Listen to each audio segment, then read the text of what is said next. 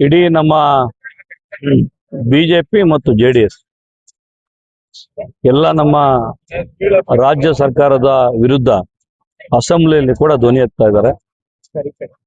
ಅಹೋರಾತ್ರಿ ಧರಣಿ ಮಾಡ್ತಕ್ಕಂಥದ್ದು ತೀರ್ಮಾನ ಆಗುತ್ತೆ ಸದನದಲ್ಲಿ ಕೂಡ. ಇಡೀ ಕರ್ನಾಟಕದಲ್ಲಿ ಎಲ್ಲಾ ಜಿಲ್ಲಾ ಕೇಂದ್ರಗಳಲ್ಲಿ ಜಿಲ್ಲಾಧಿಕಾರಿಗಳ ಕಚೇರಿಯ ಮುಂಭಾಗದಲ್ಲಿ ಏಕಕಾಲಕ್ಕೆ ನಿನ್ನೆ ಚಾಲನೆ ಕೊಟ್ಟಿರ್ತಕ್ಕಂಥದ್ದಾಗಿದೆ. ಇಡೀ ಜಿಲ್ಲೆಯಿಂದ ಎಲ್ಲಾ ವಿಧಾನಸಭಾ ಕ್ಷೇತ್ರಗಳಿಂದ ನೂರಾರು ಸಾವಿರಾರು ನಮ್ಮ ಬಿಜೆಪಿಯ ಮುಖಂಡರು ನಿನ್ನೆ ಹೋರಾಟ ಮಾಡಿದ್ದೀವಿ. ಇವತ್ತು ಕೂಡ ಇವತ್ತರಿಂದ ದಿನಕ್ಕೆ ಒಂದು ವಿಧಾನಸಭಾ ಕ್ಷೇತ್ರದಿಂದ ನಮ್ಮ ಕಾರ್ಯಕರ್ತರು ಬಂದು ಧರಣಿ ಮಾಡ್ತಕ್ಕಂಥದ್ದು ಮಾಡ್ತಾ ಇದ್ದೀವಿ. ನೂರಾರು ಸಂಖ್ಯೆಯಲ್ಲಿ ಇವತ್ತು ನಮ್ಮ ಬಿಜೆಪಿ ಮುಖಂಡರು ಕೂಡ ಆಕ್ರೋಶವನ್ನ ವ್ಯಕ್ತಪಡಿಸ್ತಾ ಇದ್ದಾರೆ. ಭ್ರಷ್ಟ ಸರ್ಕಾರ, ಕಾಂಗ್ರೆಸ್ ಸರ್ಕಾರ ಅಂತಕ್ಕಂಥದ್ದು ರುಜುವಾತು ಆಗಿದೆ. ಯಾಕಂತ ಹೇಳಿದ್ರೆ 3 ವರ್ಷ ಸರ್ಕಾರ ಆಗಿದೆ. ಈ ಒಂದು ವರ್ಷದ ಹಿಂದೆ ಕುರ್ಚಿ ಕಿತ್ತಾಟ ನಡೀತಾ ಇರ್ತಕ್ಕಂಥದ್ದು. ಈ ಕುರ್ಚಿ ತಗೊಂಡಾದ್ಮೇಲೆ ಡಿ ಕೆ ಶಿವಕುಮಾರ್ ಅವರು ಹೈಕಮಾಂಡ್ಗೆ ಮಣಿದಿದಾರೋ ಹೆಂಗೋ ಗೊತ್ತಿಲ್ಲ, ಲೆಕ್ಕಾಚಾರ ಏನೋ ಗೊತ್ತಿಲ್ಲ.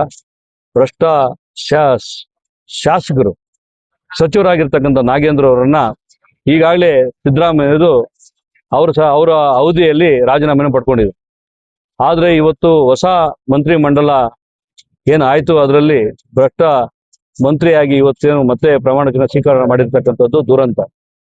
ಭ್ರಷ್ಟ ಅಂತ ತೀರ್ಮಾನ ಆದ್ಮೇಲೆ ಒಂದು 187 ಕೋಟ್ಯಾಂತರ ರೂಪಾಯಿ ಹಗರಣ ಮಾಡಿರ್ತಕ್ಕಂಥವ್ರನ್ನ ಮತ್ತೆ ತಗೊಂಡಿದ್ದಾರೆ ಅಂತ ಹೇಳಿದ್ರೆ ಇವು ಸರ್ಕಾರ ಎಷ್ಟು ಮಟ್ಟಿಗೆ ನಡೆಸ್ತಾ ಇರತಕ್ಕಂಥದ್ದು ಇವತ್ತಾಗಿದೆ. ಇದೆಲ್ಲ ಪೂರ್ತಿ 1.5 ವರ್ಷದಲ್ಲಿ ಎಕ್ಸ್ಪೈರಿ ಡೇಟ್ ಫಿಕ್ಸ್ ಆಗಿದೆ ಕಾಂಗ್ರೆಸ್ಗೆ. ಮುಂಬರುವ ದಿನಗಳಲ್ಲಿ ಕಾಂಗ್ರೆಸ್ಗೆ ಮುಖಕ್ಕೆ ಜನ ಮಸಿ ಬೆಳಿತಾರೆ. 5 ಗ್ಯಾರಂಟಿ ಕೊಟ್ಟು 5 ಗ್ಯಾರಂಟಿ ಕೂಡ ಹುಸಿಯಾಗಿದೆ. ಇವತ್ತು ಗೆದ್ದಿಡಿತಾ ಇದೆ. ಗ್ಯಾರಂಟಿಗಾದೆ ಮುಗ್ದಿದೆ. ಮುಂಬರುವ ದಿನಗಳಲ್ಲಿ 1.5 ವರ್ಷದಲ್ಲಿ ಇವರು ಮತ್ತಷ್ಟು ಮಾಡುವ ಅನಾಚಾರಗಳನ್ನ, ಪಾಪದ ಕುಂಡನ್ನ ತುಂಬುತ್ತೆ.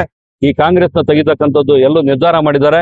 ಅವರ ಪಾಪಗುಂಡ ತುಂಬಿರೋದು ಸ್ವಲ್ಪ ಆದ್ರೂ ಕಮ್ಮಿ ಆಗ್ಬೇಕಂತ ಹೇಳಿದ್ರೆ ಈ ನಾಗೇಂದ್ರನ್ನ ಇಮಿಡಿಯೇಟ್ ಆಗಿ ಕೈ ಬಿಡಬೇಕು. ಒಳ್ಳೆ ಸಚಿವರನ್ನ, ಒಳ್ಳೆ ಕೆಲಸ ಮಾಡ್ತಕ್ಕಂಥವ್ರನ್ನ ತಗೋಬೇಕು. ಇಡೀ 2 ಜಿಲ್ಲೆಗಳಲ್ಲಿ ಚಿಕ್ಕಬಳ್ಳಾಪುರ ಮತ್ತು ಕೋಲಾರ ಜಿಲ್ಲೆಗೆ ಅನ್ಯಾಯ ಮಾಡಿರ್ತಕ್ಕಂಥ ಈ ಕಾಂಗ್ರೆಸ್ ಇಲ್ಲಿರ್ತಕ್ಕಂಥ ಸಚಿವರನ್ನ ಕೂಡ ತೆಗೆದಿದ್ದಾರೆ. ಹೊಸಬ್ರನ್ನ ಇರ್ತಕ್ಕಂಥ ಇಷ್ಟೊಂದು MLAಗಳಿದ್ದಾರೆ, ಒಬ್ಬನ ಸಚಿವಗಿರಿ ಕೊಟ್ಟಿಲ್ಲ. ಏನೋ ಕೋಲಾರ ಮತ್ತು ಚಿಕ್ಕಬಳ್ಳಾಪುರ 2ಕ್ಕೂ ಸಚಿವಗಿರಿ ಕೊಟ್ಟಿಲ್ಲ. ಈ ಕಾಂಗ್ರೆಸ್ನ ಧೋರಣೆಗೆ ದೊಡ್ಡ ಮಟ್ಟಕ್ಕೆ ನಮ್ಮ ವಿರೋಧ ಇದೆ. ಮುಂಬರುವ ದಿನಗಳಲ್ಲಿ ತಕ್ಕ ಪಾಠ ಕಲಿಸ್ತಕ್ಕಂಥದ್ದಾಗತ್ತೆ. ಸಚಿವರನ್ನ ತೆಗೆಯೋವರೆಗೂ ನಾವು ಧರಣಿನ ಮುಂದುವರಿಸ್ತೀವಿ.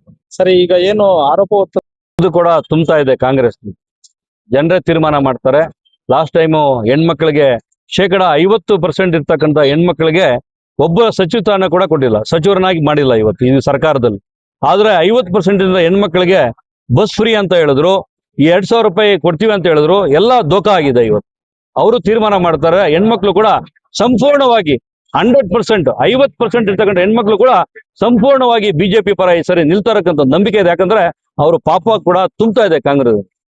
ಸರ್, ನೀವು ಮಾಡ್ತಿರ್ತಕ್ಕಂಥ ಹೋರಾಟದಿಂದ ಕಾಂಗ್ರೆಸ್ಗೆ ಒಳ್ಳೇದಾಗುತ್ತೆ ಕೆಟ್ಟದಾಗುತ್ತೆ? ಕಾಂಗ್ರೆಸ್ಗೆ ಕೆಟ್ಟದಾಗತ್ತೆ, ಬಿಜೆಪಿ ಅವರಿಗೆ ಒಳ್ಳೇದಾಗುತ್ತೆ. 100% ಫೇಲ್ ಆಗಿದೆ. ಪಂಚ ಗ್ಯಾರಂಟಿಗಳು ಇವತ್ತು ಗೆದ್ದಿಡಿತಾ ಇದೆ. ಯಾಕಂದ್ರೆ ಯಾವ ಗ್ಯಾರಂಟಿ ಕೂಡ ಏನು ಶುರುವಲ್ಲಿ ಬಂದಿರ್ತಕ್ಕಂಥ ಹುಮ್ಮಸ್ ಇರ್ತಕ್ಕಂಥದ್ದು ಇವತ್ತು ಗ್ಯಾರಂಟಿಗಳ ಬಗ್ಗೆ ನಿಗಾ ಇಡ್ತಾ ಇಲ್ಲ. ಗ್ಯಾರಂಟಿಗಳು ಹುಸಿಯಾಗಿದೆ. ಈ ಗ್ಯಾರಂಟಿಗಳಿಂದಾನೇ ಈ ಸರಿ ಅವರು ಸೋಲ್ತಾರೆ. ಸರ್, ಸಿದ್ದರಾಮಯ್ಯನವರ ಸರ್ಕಾರ ಇವ್ರನ್ನ ವಜಾ ಮಾಡಿತ್ತು, ಆದ್ರೆ DK ಸರ್ಕಾರ ತನ್ನ ಭ್ರಷ್ಟ ಸರ್ಕಾರವನ್ನು ಮುಂದುವರಿಸ್ತಿದೆ ಅಂತಾರ ನಿಮ್ಮ ಮಾತು? ಇದು ಡಿ ಕೆ ಶಿವಕುಮಾರರ ಕೊಡುಗೆ ಇದ್ದಂಗೆ ಕಾಣಿಸ್ತಾ ಇಲ್ಲ. ಯಾಕಂತ ಹೇಳಿದ್ರೆ ಡಿ ಕೆ ಶಿವಕುಮಾರ್ ಅವರು ಇವತ್ತು ಅವರು ಎಲ್ರಿಗೂ ಪುರ ಇವತ್ತು ರಾಮಾಯಣ ಮಹಾಭಾರತ ಮಾಡ್ತಾ ಇದ್ದಾರೆ. ಧರ್ಮರಾಯನ ಪಾತ್ರ ಎತ್ಕೋಬೇಕಂತ ನೋಡ್ತಾ ಇದ್ದಾರೆ. ಅವರು ಏನಿದ್ರು ಅವ್ರ ನೇತೃತ್ವದಲ್ಲಿ ಆಗ್ದಂಗೆ ಕಾಣಿಸ್ತಾ ಇಲ್ಲ. ಯಾಕಂತ ಹೇಳಿದ್ರೆ ನಮಗೂ ಎಲ್ಲೋ ಜನ ಮಾತಾಡ್ತಾ ಇದಾರೆ. ನಮ್ಮ ಕಾರ್ಯಕರ್ತರು ಕಾಂಗ್ರೆಸ್ ಅವರೇ ಮಾತಾಡ್ತಾ ಇದ್ದಾರೆ. ನಾಗೇಂದ್ರ ಅವರ ಕೂಸು ಹೈಕಮಾಂಡ್ ಅಂತ. ಯಾಕಂತ ಹೇಳಿದ್ರೆ ಅವರ ಹೈಕಮಾಂಡ್ ಪಾಲು ಕೂಡ 187 ಕೋಟಿಯಲ್ಲಿ ಹೈಕಮಾಂಡ್ ಪಾಲು ಕೂಡ ಹೋಗಿದೆ. ಹಂಗಾಗಿ ನಮ್ನೇನಾದ್ರು ಮಂತ್ರಿಗಿರಿ ಕೊಟ್ಟಿಲ್ಲ ಅಂತ ಹೇಳಿದ್ರೆ ಅವರು ನೇರವಾಗಿ ಬೀದಿಗೆ ಬಂದು ರಂಪಾಟ ಮಾಡ್ತೀನಿ, ಕಾಂಗ್ರೆಸ್ನ ಮಾನ ಮರ್ಯಾದೆ ತೆಗಿತೀನಿ ಅಂತ ಹೇಳ್ತಕ್ಕಂಥದ್ದು ಮಾಡಿರೋದ್ರಿಂದ ಅವರು ಎದುರಿ ಮಂತ್ರಿಗಿರಿ ಕೊಟ್ಟಿದ್ದಾರೆ. ಇದು ಹೈಕಮಾಂಡ್ ನ ಕೂಸು ನಾಗೇಂದ್ರ DK ಶಿವಕುಮಾರ್ ಅವ್ರ ಪಾತ್ರ ಏನು ಇಲ್ಲ ಅಂತನ? ಇಲ್ಲ ಅಂತಕ್ಕಂಥದ್ದು ಮೇಲ್ನೋಟಕ್ಕೆ ಇವತ್ತು ಎಲ್ಲಾ ಸಾಕಷ್ಟು ಮುಖಂಡರು ಮಾತಾಡ್ತಾ ಇದ್ದಾರೆ. ಮುಂದಿನ ದಿನಗಳಲ್ಲಿ ಅವ್ರೇನೋ ರಾಜೀನಾಮೆ ಕೊಡಲಿಲ್ಲ ಅಂದ್ರೆ ಮುಂದೆ ಯಾವ ರೀತಿ ತೀವ್ರವಾಗಿ ನಮ್ಮ ಹೋರಾಟ ಇರುತ್ತೆ. ಅವ್ರು ರಾಜೀನಾಮೆ ಕೊಡೋವರೆಗೂ ನಮ್ಮ ಹೋರಾಟ ಇರುತ್ತೆ. ಸದನದಲ್ಲಿ ಅಹೋರಾತ್ರಿ ಧರಣಿ ಮಾಡ್ತಕ್ಕಂಥದ್ದು ನಿರ್ಧಾರ ಮಾಡ್ತಾರೆ. ಹಂಗಾಗಿ ಸದನದಲ್ಲೂ ಅಹೋರಾತ್ರಿ ಆಗುತ್ತೆ. ಈ ಜಿಲ್ಲಾ ಕಚೇರಿಗಳ ಎಲ್ಲಾ ಜಿಲ್ಲಾ ಕಚೇರಿಗಳ ಮುಂದೆ ಕೂಡ ಅಹೋರಾತ್ರಿ ಧರಣಿ ಹೋರಾಟ ಆಗುತ್ತೆ. ಸರ್ ಈಗಾಗ್ಲೇ ನಮ್ಮ ಎಲ್ಲಾ ಕಡೆ ಮಳೆ ಬೀಳ್ತಾ ಇದೆ, ಆದ್ರೆ ನಮ್ಮ ಕೋಲಾರ, ಚಿಕ್ಕಬಳ್ಳಾಪುರ ಈ ಜಿಲ್ಲೆಗಳಲ್ಲಿ ಮಳೆ ಇಲ್ಲ. ಬರಗಾಲ ಆಲ್ರೆಡಿ ಬಂದಾಗಿದೆ. ಇಲ್ಲಿರ್ತಕ್ಕಂಥ ಕೊಚ್ಚೆ ನೀರು ತುಂಬ್ತಾ ಇರ್ತಕ್ಕಂಥವ್ರು ಆ ನೀರು ಬರ್ತಾ ಇಲ್ಲ. ಈಗ ಅಂದ್ರೆ ಅಂತರ್ಜಲ ಕೂಡ ಕುಸಿತಾ ಇದೆ. ಈ ಬರಗಾಲ ಕೋಲಾರ, ಚಿಕ್ಕಬಳ್ಳಾಪುರ ಬಂದಿದೆ. ಬರಗಾಲ ಬಂದಿರತಕ್ಕಂಥದ್ದು ಒಂದೇ ಅಲ್ಲ, ಈ ಮಂತ್ರಿಗಿರಿ ಕೊಡ್ತಕ್ಕಂಥದ್ರಲ್ಲೂ ಬರ ಬಂದಿದೆ. ಎಲ್ಲ ಒಟ್ಟಾರೆ ಬಂದು ಚಿಕ್ಕಬಳ್ಳಾಪುರ, ಕೋಲಾರ ಜಿಲ್ಲೆಗೆ ಬರ ಮುಂಚ್ಕೊಂಡಿದೆ. ದೊಡ್ಡ ಮಟ್ಟಕ್ಕೆ ನಮ್ಮ ವಿರೋಧ ಪಕ್ಷ ನಾಯಕರ ಹತ್ರ ನಾವು ಮಾತಾಡ್ತೀವಿ. ಚಿಕ್ಕಬಳ್ಳಾಪುರ ಮತ್ತು ಕೋಲಾರ ಒಂದು ಎರಡೂ ಜಿಲ್ಲೆಗಳ ಮಾತಾಡ್ತಕ್ಕಂಥ ಕೆಲಸ ಮಾಡ್ಬೇಕಂತ ಅವ್ರ ಹತ್ರ ನಾವು ಹೋಗಿ ವಿನಂತಿ ಮಾಡ್ತೀವಿ. ಅವ್ರು ಮಾತಾಡ್ತಕ್ಕಂಥದ್ದು ಆಗತ್ತೆ. ಸರ್, ಕೇಂದ್ರದಲ್ಲಿ ನಿಮ್ದೇ ಸರ್ಕಾರ ಇರೋದ್ರಿಂದ ಕೇಂದ್ರಕ್ಕೆ ಏನಾದ್ರು ಶಿಫಾರಸು ಮಾಡ್ತಾರೆ ಈ ಜಿಲ್ಲೆಗಳಿಗೆ ಬರ ಪರಿಹಾರ ಏನಾದ್ರು ಹೆಚ್ಚಿನದಾಗಿ ಅನುದಾನ ಈಗಾಗಲೇ ನಮ್ಮ ವಿರೋಧ ಪಕ್ಷ ನಾಯಕರು ರಾಜ್ಯದ ನಮ್ಮ ಅಧ್ಯಕ್ಷರಾಗಿರ್ತಕ್ಕಂಥವ್ರು ಈಗಾಗಲೇ ಅವ್ರ ಹತ್ರ ನಾವು ಚರ್ಚೆ ಮಾಡಿದ್ದೀವಿ. ಅದನ್ನು ಕೂಡ ಈ ರಾಜ್ಯ ಸರ್ಕಾರದ ಎತ್ಕೊಳ್ಳಿಲ್ಲ ಅಂತ ಹೇಳಿದ್ರೆ ನಮ್ಮ ರಾಷ್ಟ್ರದ ನಾಯಕರುಗಳ ಹತ್ರ ಮಾತಾಡಿ ಮಾಡ್ತಕ್ಕಂಥ ಕೆಲಸ ಮಾಡ್ತೀವಿ.